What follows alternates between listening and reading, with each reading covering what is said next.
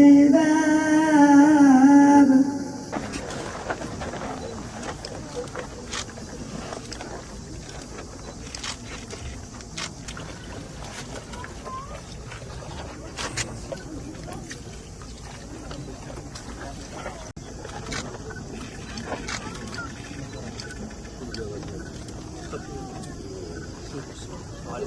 Canını, cananını terk edip senin yolunda şehit olan bütün şehitlerimizin şehadetlerini kabul eyle. Bedir Savaşı'ndan Uhud Savaşı'na salatu vesselamu ala Resulina Muhammedin ve ala alihi ve ashabihi ecma'in.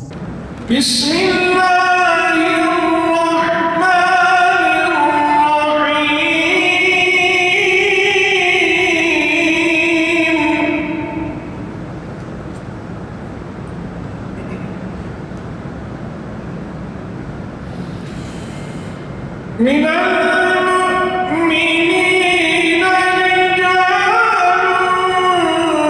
صدقوا ما عاهدوا الله عليه فمنهم من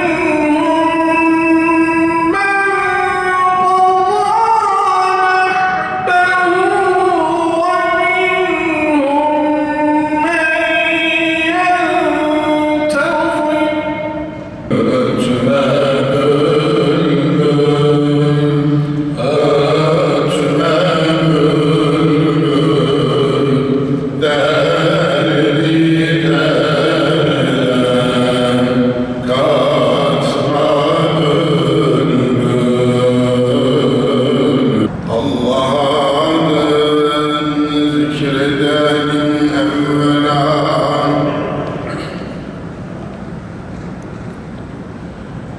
vacip oldu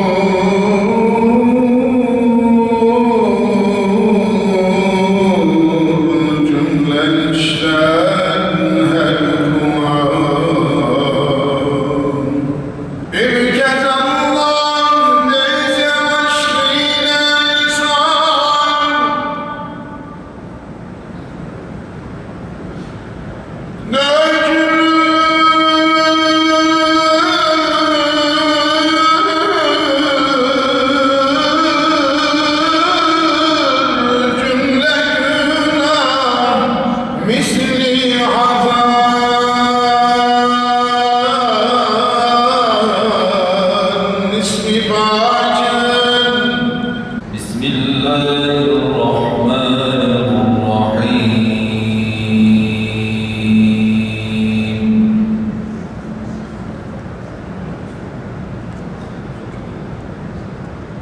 لقد كان لكم في رسول الله أسوة حسنة لمن كان يرجو الله.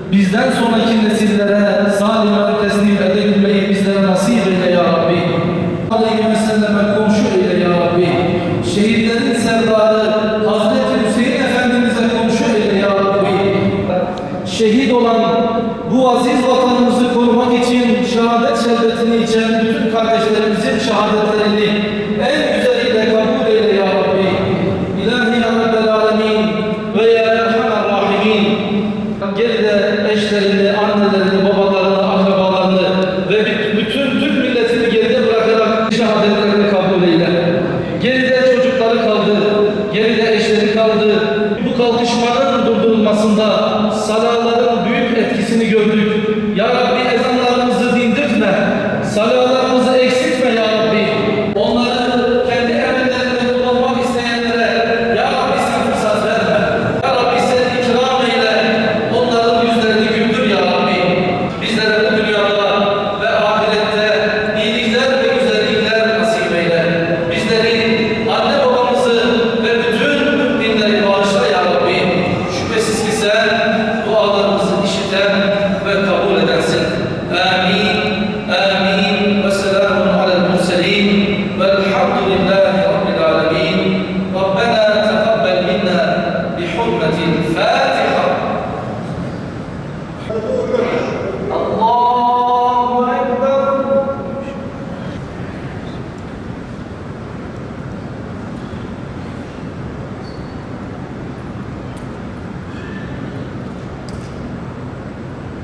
Bugün 15 Temmuz 2016 darbe girişiminin 10. yıl dönümü münasebetiyle bir aradayız.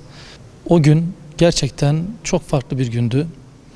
Tüm Türkiye'de Kürdüyle, Lazıyla, Çerkeziyle, Arabıyla hep beraber birlik ve beraberlik içerisinde imanın vermiş olduğu güç ile karşı koydular elhamdülillah ve o hain darbe girişimini püskürttüler. Bu münasebetle o gün şehit olan bütün kardeşlerimizin şehadetini Allah-u Teala kabul eylesin. 253 şehidimiz, 2767 gazimiz var. Dolayısıyla bu vatan için çok fedakarlık yapıldı. Bugüne kadar yapıldı, bundan sonra da yapılacak.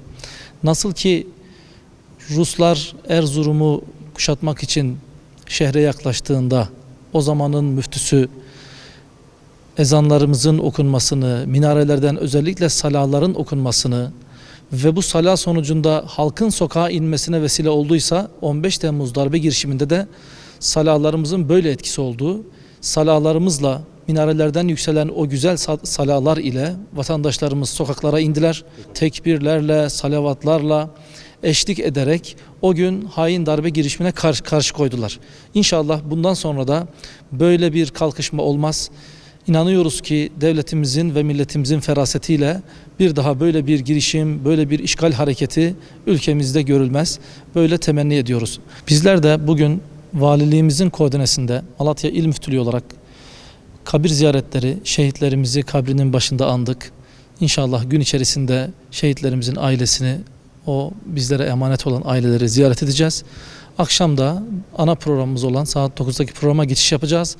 Bütün camilerimizde bugün 15 Temmuz şehitlerimizi anıldılar. Özellikle de Kernek Karagözlüler Camii, bugün programımızı gerçekleştirdiğimiz bu camide neler yaptık? Bugün Mevlid-i Şerif okuduk, Kur'an-ı Kerimler okuduk ve dua ettik. Dualarımıza burada icabet eden Sayın Valimize ve diğer ordu komutanlarımıza, emniyet teşkilatımıza ve halkımıza çok teşekkür ediyoruz. Bugünün anlam ve önemi bizim için ayrı. Bugün bizlere eşlik eden bütün kardeşlerimize biz teşekkür ediyoruz. Tamam. Sıradan gelelim.